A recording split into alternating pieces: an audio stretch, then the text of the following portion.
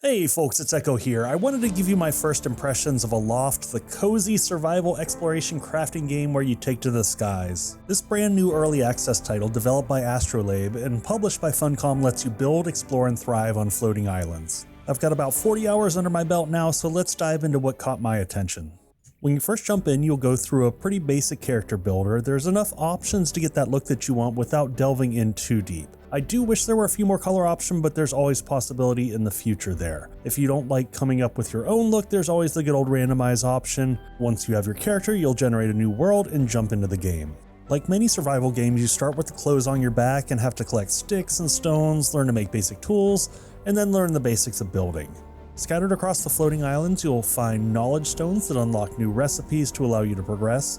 There's also going to be frescoes that you will find that serve as kind of both a story of unspoken lore as well as places to unlock additional crafting recipes.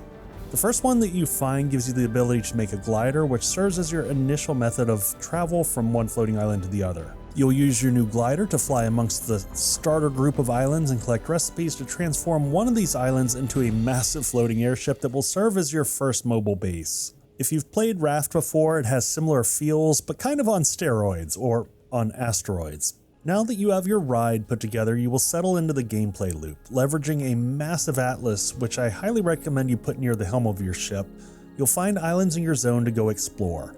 Islands will basically come in three varieties. First is just kind of a basic island with an ecosystem intact.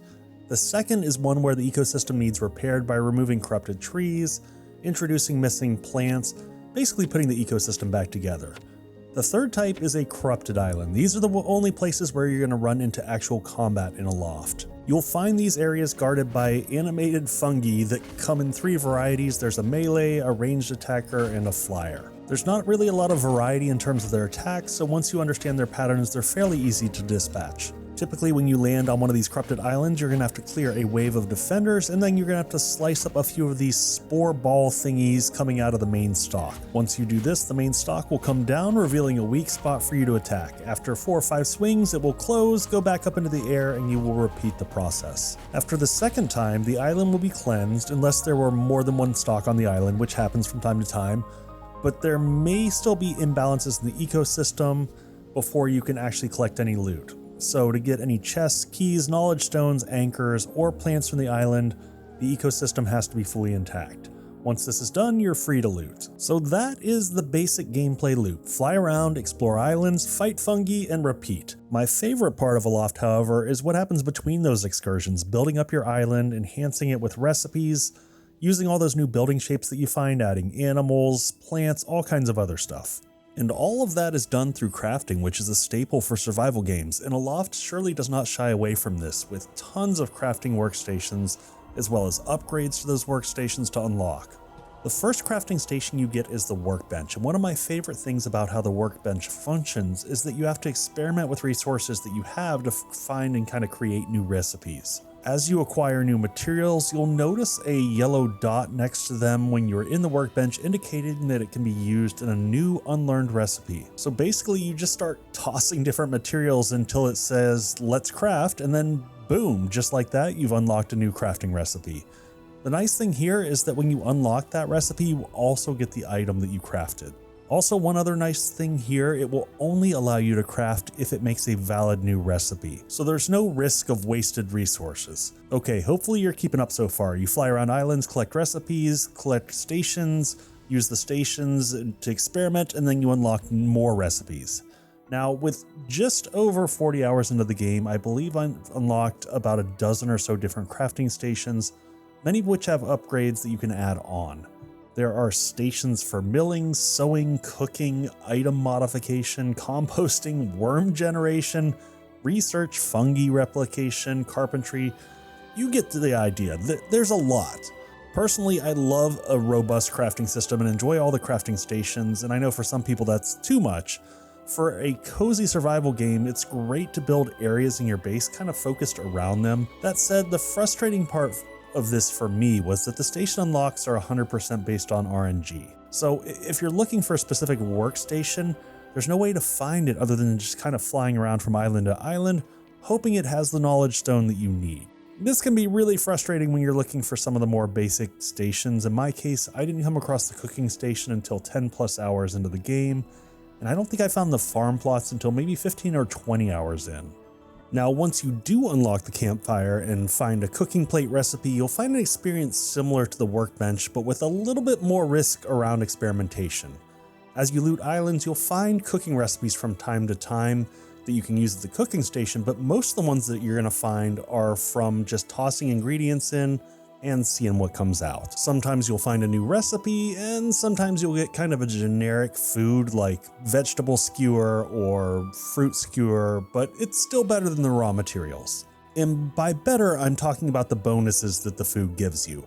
In Aloft, food is not required to eat to survive or really to upkeep. If you've ever played Valheim or Enshrouded, it's very similar to both of these, where you have basically 2 food slots, and each time you eat a food, it's typically going to give you a health bonus and then also some other type of ancillary bonus like increased attack speed or increased damage, something along those lines. The primary way you're going to get your cooking ingredients is through farming. Once you unlock farming plots and the composter, you'll be able to create plots, till the soil using a door kip, and then plant seeds. Don't ask me what a door kip is. I have no clue. It's some weird tool that they've created in this game, unless it exists in the world. If it does, tell me in the comments. After this, you can either wait for rain to come, or you can use the leaf bucket tool, and then it's just a simple waiting game. I'm actually pretty happy with how farming works and think that they've struck a good balance in terms of time invested versus what you get back out of it. In addition to plant farming, you can also collect animals for your island, but unlike other survival games, they are more harvestable resources than just meat. You will find animals on other islands and bring them home to help you get wool, eggs, feathers, and other items. You know, like poop. No, really, that's for the composter. So the way that the animals work is kind of like a weird vending machine. Once you have them on your island, you have to feed them a specific resource, and in return, you get a different resource. This starts to become a little bit tedious as you progress and need more and more resources. It feels more of an artificial time sink than anything. This is an area I think could use a little bit of love, but I'll save some more of that commentary for the end. Instead, I want to talk about one of my favorite aspects of this game, which is the base design and decoration. By nature, I'm a builder and I seek out games with new building mechanics, and Aloft has one of the most simple ideas that I don't know that I've seen in another game. As you travel through the world, you're going to be able to use this thing called a sketchbook, and it allows you to look at different building shapes, furniture, lighting, etc., and copy the design and reuse it back at your base. This essentially unlocks your ability to create the shape or item in your base, assuming you have the associated materials. This is one of the areas where I've actually really enjoyed the RNG of exploration, because every time you hit a new island, you're looking for new parts and pieces that you can reincorporate back into your flying fortress. Furthermore, the fact that the blocks will unlock randomly means you're constantly working with what you have at any given point in time. And I feel like this leads to kind of a more organically designed base and spurs on a whole lot of creativity because you build with what you have. In my run, I've built, I've rebuilt, and continued to embellish as I unlock new parts. My base would have looked drastically different if I was just handed all these shapes right at the beginning and told to build something. So I've enjoyed the process. So now that we've talked about my favorite parts of the game, it's only fair to talk about my least favorite. Game progression for me is one of the weakest parts of Aloft. There's no leveling, there's no skill points, classes, or anything like that. The only way to change your effectiveness in game is through armor, weapons, tools, and food. So when I talk about progression, it's really captured by your movement on the map. You progress through 3 biomes, which each one is gated by having your island upgraded to a certain quality to allow you to progress to the next biome. I'm not going to get into details because spoilers. Each new biome, though, brings new animals, plants, and frescoes, which have kind of that story aspect for you to discover. So far, I'm in the second biome, but I can tell you that there's pretty minimal difference between the first and second. Some of the islands you encounter are more elaborate, but the overall gameplay loop is the exact same. There's no increase in difficulty, the critters are the exact same, and yeah, it's a lot more of the same. In most other survival games, once you get to that new biome, that is like a huge moment of excitement where you unlock all this new stuff and the world seems new again, and it's just lacking there. I think there's a lot of work to be done for the biome shifts. So let me give you my overall thoughts. First off, I love having my own flying island, and I feel like there's so much potential here for creativity. The variety of workstation makes for interesting crafting and a motivation to have your base spread out into different areas. As you can see in my base, I've got areas for cooking, for farming, fabrics, as well as places for my animals to hang out. From a survival game perspective, it has many of the elements that I enjoy, from crafting, farming, animal handling, building, exploring, and overall I have to say this is a really great early access game. I'll cover my concerns in a minute, but I have to give props to Astrolabe for a solid early access game. I've had a few crashes here and there, but nothing game breaking or that I would consider buggy. There's a good amount of content for an early access game and quite a bit of depth. It's important for us as creators and players to acknowledge and applaud solid launches, as so many early access games just fall short of the mark or push out prematurely just to make that sweet cash. Now that I've given my praise, I'll raise my concerns, and the first is that I had a very similar feeling after playing Nightingale, and I'm seeing a lot of parallels. The first is that the combat isn't very fulfilling. It just feels kind of like this mindless clicking until one of the 4 critters that you can encounter are dead. The combos don't feel particularly useful, and while you can put upgrades on your weapons, you don't really need them. There's not a lot of challenge here, and there's not any real penalty for death.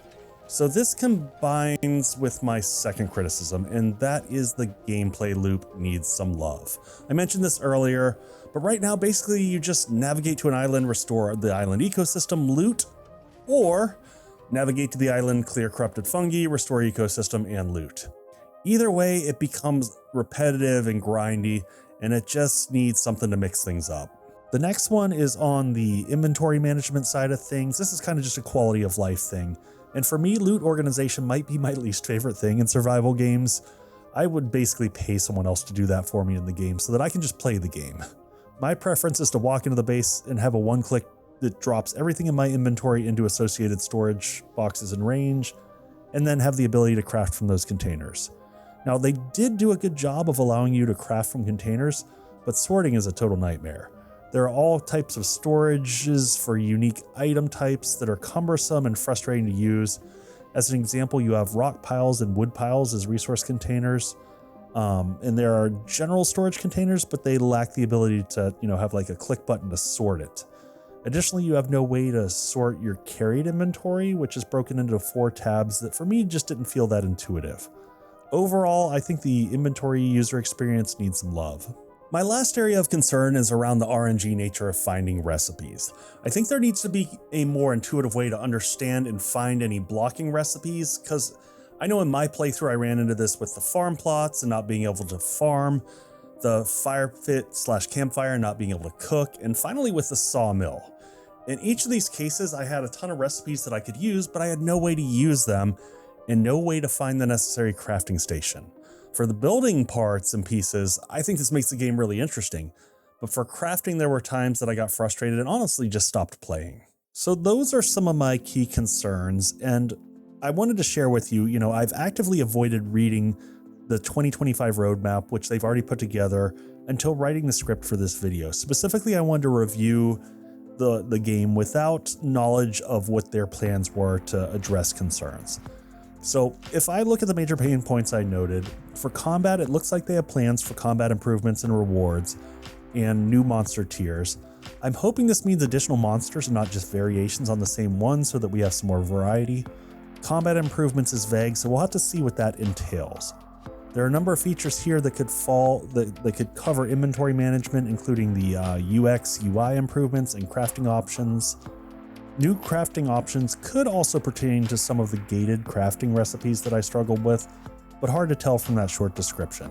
So what I see really missing most is the gameplay loop updates, and this is more than just adding new content. There needs to be something that really shakes up the repetition. So beyond those items, I'm excited to see what they do with condition rewards for building.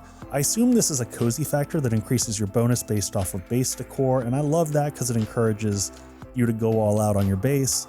the new building options and materials, because honestly, I can't ever get enough. And then the last one that I'll mention is improved day-to-day activities. I'm kind of curious to see what that entails. Now the question that's likely on your mind, and that is Aloft worth $25? Heck yeah, it is. It's got some improvement work to be done for sure. But I've really enjoyed it so far, and I'm excited to see what Astrolabe puts together.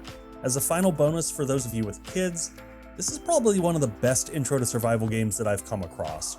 And I'm really looking forward to trying this out with my youngest. So, alright folks, happy flying, and I'll see you in the skies.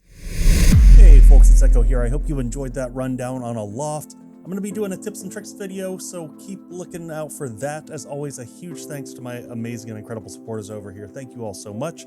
I'll see everyone on the next one. Cheers.